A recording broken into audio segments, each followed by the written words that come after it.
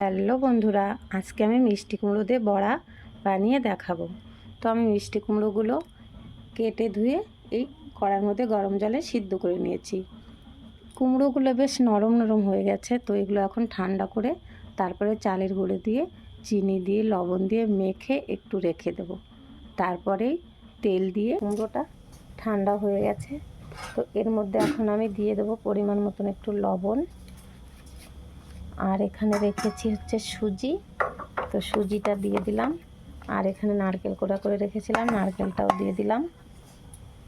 আর একটু দিলাম ময়দা আর চিনি দিয়ে দিলাম। আর এখানে দিয়ে দিলাম হচ্ছে চালের গুঁড়ো। তো এখন ভালো করে মেখে তারপরে একটু সময় রেখে তারপরে তো এখানে আমি কুমড়োটা মেখে নিচ্ছি সব কিছু দিয়ে। মেখে একটু সময় রেখে দিয়েছিলাম মেখে। তো এখন আমি কড়ার মধ্যে দিয়ে দিচ্ছি।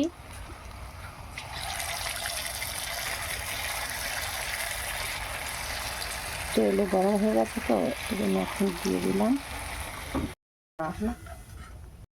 তো এখানে আমার কুমড়ো দিয়ে বড়া তৈরি হয়ে গেছে। তো আমি নামিয়েও নিলাম। এই দেখো কত সুন্দর। এখানে দেখো আমার সবগুলো বড়া তৈরি হয়ে গেছে।